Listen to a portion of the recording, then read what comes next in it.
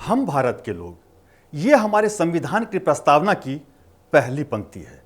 उस संविधान की जिसकी प्रति आपने संसद में राहुल गांधी को लहराते देखा होगा, महुआ मोइत्रा को लहराते देखा होगा, अखिलेश यादव को लहराते देखा होगा, विपक्ष के तमाम नेताओं को लहराते देखा होगा और चुनावों के दौरान उस संविधान की रक्षा के लिए मर जाने मिट जाने का झूठ बोलते सुना होगा।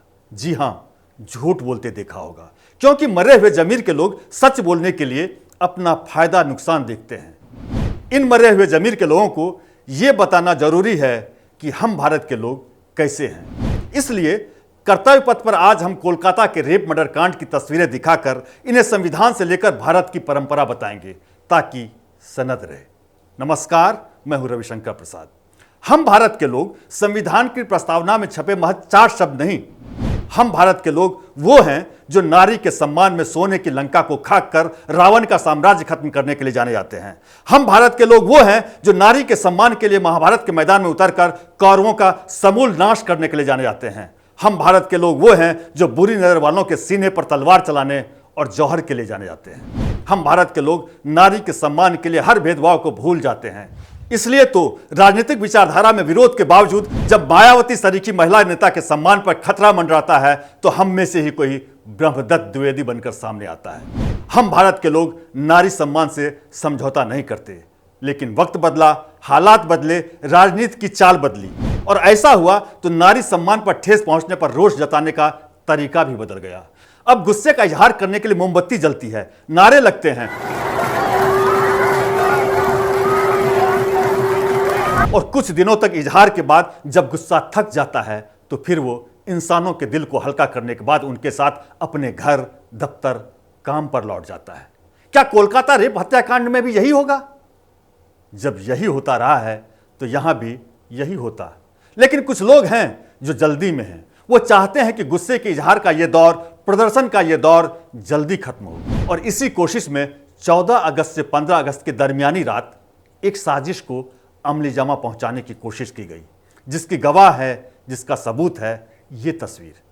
इस ट्रक पर सवार लोगों को गौर से भी देखेंगे तो भी शायद ना पहचान पाएं। कोलकाता की सड़कों पर यह ट्रक बेलगाम भाग रहा है और उस मंजिल की तरफ जहां आरजीकर मेडिकल कॉलेज के बाहर प्रदर्शनकारियों का हुजूम था, जहां के आसपास की सड़कों पर हजारों प्रदर्शनकारी अपने परिवार, यहां तक कि छोटे छोटे बच्चों को लेकर ट्रेनी डॉक्टर के साथ हुई दरिंदगी का विरोध जताने पहुंचे थे।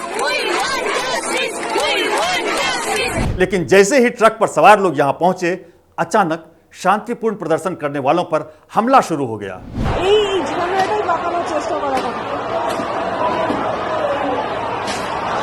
इसके बाद तो हर तरफ तोड़फोड़ शुरू हो गई।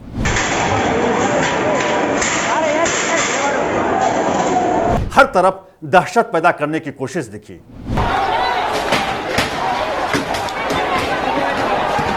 हमले के वक्त ग्राउंड जीरो पर मौजूद रेजिडेंट डॉक्टर्स ने जो कुछ देखा, भोगा, उसे इन शब्दों में लाइव बयां किया।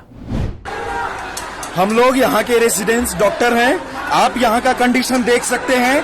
हजारों के संख्या में ये मॉब आया है, हम लोग पे अटैक भी किया है और इनका मेन टारगेट है कि जो भी एविडेंस है उसको टैंपर किया जाए और यहाँ का जो लोकल पुलिस है ये कुछ भी कंट्रोल नहीं कर पाया है। हम लोग पे अटैक किया गया है और ये सारे मॉब की स्थिति आप देख सकते हैं क्या किया है इन्होंने। हम लोग आरजीकर मेडिकल कॉलेज के रेजिडेंट्स डॉक्टर हैं, इन लोगों ने हम लोग पे अटैक किया। अभी हम लोग छुप के दौड़ के सभी भागे हैं। आप स्थिति देख सकते हैं यहाँ पे। It is completely uncontrollable. We demand central force आए और हमें प्रोटेक्शन दे। जब हमलावरों के निशाने पर शांतिपूर्ण प्रदर्शनकारी आ गए तो हर कोई जान बचाने के लिए भागता दिखा। इनमें महिला डॉक्टर से लेकर ट्रेनी डॉक्टर भी थे। इनमें से कई जान बचाने के लिए व्हाट्सएप पर गुहार लगाते दिखे तो कुछ वीडियो मैसेज के जरिए। वो पूरा मॉब अंदर घुस गया, हम लोग अपनी जान बचा के भागे हैं। उन लोगों ने किसी को देखा नहीं। जो जो भी वीडियोस आ रहे हैं या जो जो भी बातें सुनने में आ रही है, जो उनके सामने आ रहा था उनको मार रहे थे। हम पेशेंट पार्टी सबको उन्होंने मारना स्टार्ट कर दिया। डॉक्टर्स को भी बहुत ज्यादा चोट लगी है। कोई इधर, सब लोग अलग अलग जगह छुपे हुए हैं। जैसे आप देख ही रहे, हम लोग भी एक जगह पे छुपे हुए हैं। ममता बनर्जी पर आरोप है कि अब तक वो रेप और मर्डर जैसे मामलों को राजनीतिक रंग देकर बसती रहती थी, लेकिन इस बार एक ट्रेनी डॉक्टर की रेप के बाद हत्या उनके लिए मुसीबत का सबब बन गया है। इसे वो किसी राजनीतिक दल से नहीं जोड़ पा रही, और जब यह घिनौना कांड राजनीतिक दल से नहीं जुड़ रहा तो लोगों का गुस्सा भी सरकार और प्रशासन पर ही निकल रहा है। लेकिन सवाल उठता है कि प्रदर्शनकारियों के बीच हंगामा करने के लिए जो भीड़ पहुंची वो किसने भेजी? हंगामा करने वाले कौन थे? क्या उन्हें प्रदर्शनकारियों में दहशत पैदा करने भेजा गया? क्या उन्हें अस्पताल में मौजूद सबूतों को नष्ट करने के लिए भेजा गया? ये सवाल इसलिए क्योंकि हंगामा करने वालों पर यही सब करने के आरोप लगे हैं। सबूतों को खत्म करने के आरोप लगने की दूसरी वजह भी हैं। जो मेडिकल कॉलेज इस वक्त रेप हत्या का गवाह है, जहां जगह जगह सबूत बिखरे थे, वहां क्राइम सीन से महज 20 मीटर की दूरी पर रेनोवेशन शुरू कर दिया गया है। अस्पताल प्रशासन को काम की बहुत जल्दी दिखी, इतनी जल्दी कि सबूत वाली जगहों के आसपास के कमरों की दीवार तोड़े जाने लगे। आखिर किस बात की जल्दी है? बात जल्दी की चली है तो ममता बनर्जी की जल्दी देख लीजिए। बंगाल की मुख्यमंत्री ममता बनर्जी राज्य की होम मिनिस्टर ममता बनर्जी को कह रही हैं कि वो सीबीआई पर दबाव बनाए। दबाव इस बात का कि वो हर हाल में रविवार यानी 18 अगस्त तक जांच पूरी करे और दोषियों को फांसी पर लटकाए।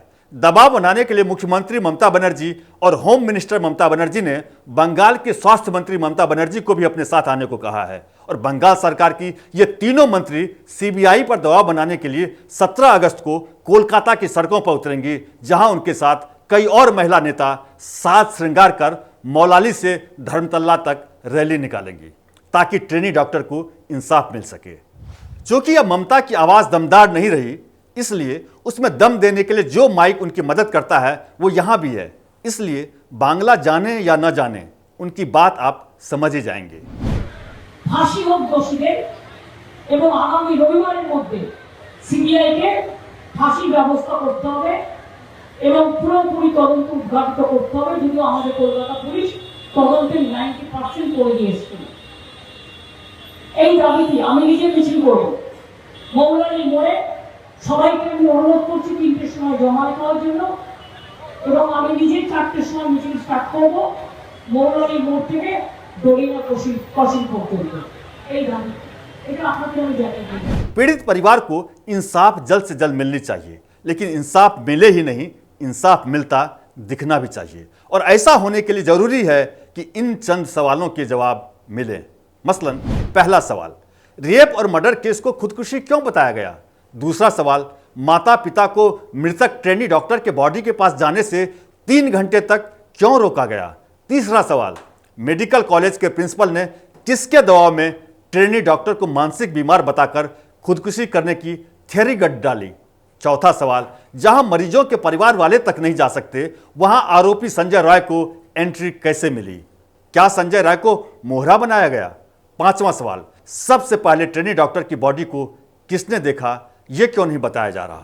जिस वक्त देश राष्ट्रगान लिखने वाले बंगाल के बेटे रविन्द्रनाथ टैगोर को याद कर रहा था, जिस वक्त देश वंदे मातरम लिखने वाले बंगाल के बेटे बंकिम चंद्र चटर्जी को याद कर रहा था, जिस वक्त देश बंगाल के एक और बेटे महर्षि अरविंदो की जयंती मना रहा था, उसी वक्त देश बंगाल की एक बिटिया की इंसाफ की जंग भी लड़ रहा था। लेकिन सवाल एक ही है, क्या संविधान की सौगंध लेने वालों का जमीर इस बार जागेगा? आपको क्या लगता है, क्या बंगाल की बिटिया को इंसाफ मिलेगा? अपना जवाब कमेंट बॉक्स में लिखें, इसकी वजह भी बताएं। और अगर आप इस वीडियो से सहमत हैं तो इसे लाइक और चैनल को सब्सक्राइब कर हमारा हौसला बढ़ाएं।